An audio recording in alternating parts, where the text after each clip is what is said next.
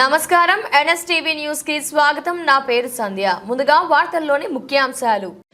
కాకినాడ జిల్లా పిఠాపురంలో భారత కమ్యూనిస్టు పార్టీ సిపిఐ రాష్ట్ర పిలుపులో భాగంగా శనివారం మెడికల్ మాఫియాపై పిఠాపురం స్థానిక ఉప్పాడ బస్టాండ్ వద్ద ప్రజా సంఘాలు సిపిఐ కార్యకర్తలతో ఆందోళన చేపట్టడం జరిగింది.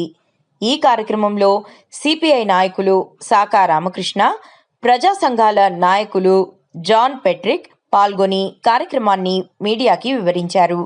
ఈ రోజున రాష్ట్రంలో మెడికల్ మాఫియా అనేది ప్రజల ఆరోగ్యం మీద దాడి చేస్తుందని, ప్రజా ఆరోగ్యం ప్రభుత్వం బాధ్యత, ప్రజల ఆరోగ్యం రాజ్యాంగం హక్కు, ఆ హక్కును పాలక వర్గాలు, ఫార్మా కంపెనీలు కలిసి మొత్తం మెడికల్ మాఫియా ఏర్పడి ప్రజలపై దాడి చేస్తున్నాయని ధ్వజమెత్తారు.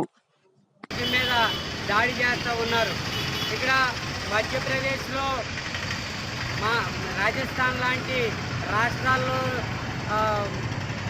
₹1,00,000 కొన్న మెడిసిన్ ఆంధ్రప్రదేశ్ వచ్చేసరికి 20 లక్షలకి అమ్ముతూ ఉన్నారు.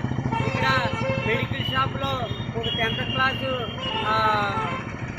యువకుల్ని లేదా పట్టా పొందని యువకుల్ని ఇలా అర్హత లేని వాళ్ళందరినీ ఇలా హాస్పిటల్లోనూ మెడికల్ షాపుల్లోనూ పెట్టి నకిలీ మందులు అమ్మిస్తూ ఉన్నారు. దాని మీద సిపిఐ పార్టీ భారీ ఎత్తున ఇవాళ ఉద్యమం చేపడుతూ ఉంది. ఇవాళ గవర్నమెంట్ హాస్పిటల్ కానివ్వండి, ప్రైవేట్ హాస్పిటల్ కానివ్వండి, అవినీతితో పెరిగిపోయి ప్రజల్ని రక్తం పీడించి ఇవాళ సొమ్ములు వసూలు చేస్తూ ఉన్నారు. కాబట్టి ఇక్కడ ప్రభుత్వ హాస్పిటల్ అన్నీ ఉన్నాయి. ఇక్కడ ఒక ట్యాబ్లెట్ ఉంటే సూది ఉండదు, సూది ఉంటే ఇక్కడ సిరంజి ఉండదు. ఇలాంటి పరిస్థితుల్లో ఆరోగ్యాన్ని కాపాడుకోవాలని ప్రైవేట్ హాస్పిటల్కి వెళ్తూ ఉంటే అక్కడ ప్రైవేటు వాళ్ళు ఇక్కడ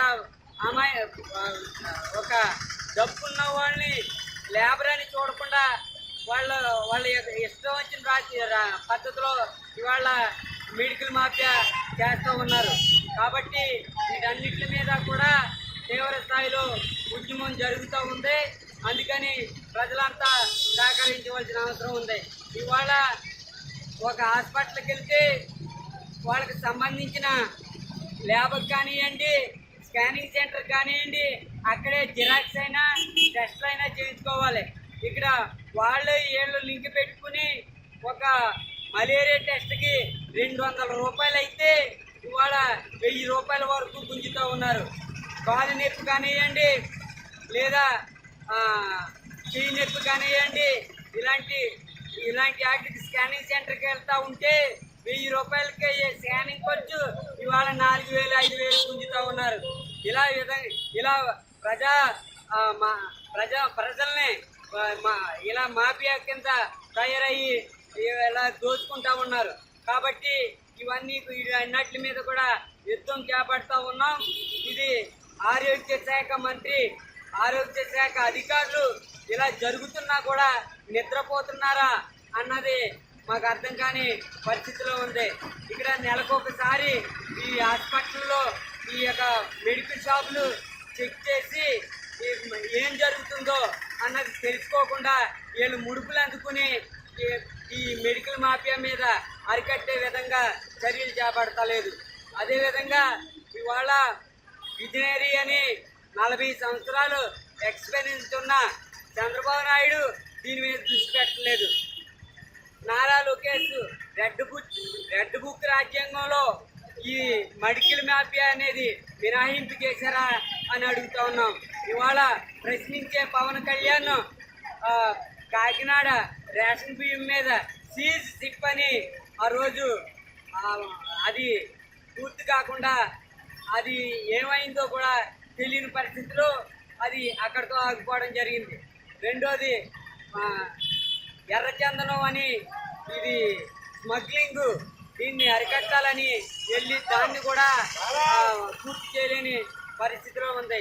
ఇవాళ సనాతన ధర్మాన్ని మొదలుపెట్టి లడ్డూ వివాదంతో అది కూడా ఏమైందో తెలియని పరిస్థితిలో ఆంధ్ర ప్రజల మనోభావాల్ని దెబ్బతీశాడు కనుక అది కూడా పూర్తి స్థాయిలో తేలలేని పరిస్థితి. ఈయన సినిమా సినిమా సినిమా పూర్తి చేసుకుంటున్నాడు కానీ ఇలా ప్రజా సమస్యలు అనేవి పూర్తి చేయట్లేదు అనేది మనకు అర్థమవుతూ ఉంది.